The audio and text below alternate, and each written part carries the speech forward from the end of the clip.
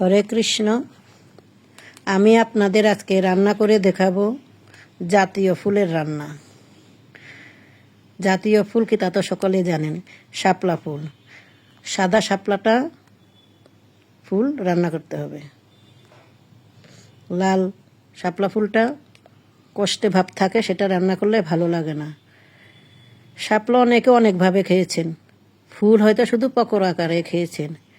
আমি নতুন আঙ্গিকে একভাবে রান্না করে আপনাদের দেখাচ্ছি। এভাবে শাপলা ফুলটাকে শাপলা থেকে কেটে নেবেন, নিয়ে সবুজ এই অংশটাকে ফেলে দিবেন।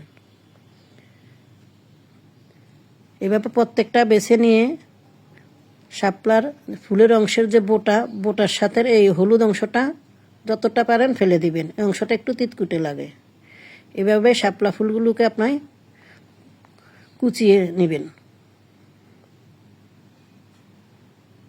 দেখুন কতটা সুন্দর হয়েছে।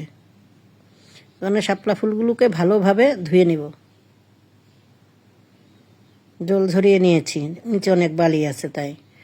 চুলা জ্বালিয়ে প্যান বসিয়ে দিয়ে দিব একটু জল। জলটা গরম হয়ে আসলে সেই শাপলা ফুলটাকে সিদ্ধ দিয়ে দিব। সিদ্ধ হয়ে গেছে, এখন একটি পাত্রে তুলে জল ঝরিয়ে নিব। দেখুন কতটা সুন্দর লাগছে। এখনই রান্না করতে আমার যে সকল উপকরণ লাগবে, হলুদের গুঁড়া, জিরার গুঁড়া, ধনিয়ার গুঁড়া, গরম মশলা, আলু কুচি, কাঁচা চিনা বাদাম। বাদামটা কিন্তু একেবারেই কাঁচা। লবণ, তার মধ্যে একটু চিনিও আছে, আদা বাটা, নারকেল ও কাঁচামরিচ, তেজপাতা, শুকনা মরিচ, এলাচ, দারচিনি, গোটা জিরা ফোড়ন দেওয়ার জন্য। চুলা জ্বালিয়ে প্যান বসিয়ে তাতে দিয়ে দিব তেল, দিয়ে দিব শুকনা মরিচ, তেজপাতা, এলাচ, দারচিনি, গোটা জিরে। ফোড়নটা হয়ে আসলে দিয়ে দিব সে কাঁচা চিনা বাদাম। কিছু আলু কেটে রেখেছিলাম, সেই আলুটাও দিয়ে দিয়েছি। এখন দিয়ে দিব একটু আদা। সমানে সব কিছু একবারে ভেজে নেব। দিয়ে দিয়েছি কাঁচামরিচ, কোরানো নারকেল। কিছু সময় এটা ভেজে নেব। দিয়ে দিয়েছি লবণ, হলুদের গুঁড়া, জিরা, ধনিয়ার গুঁড়া।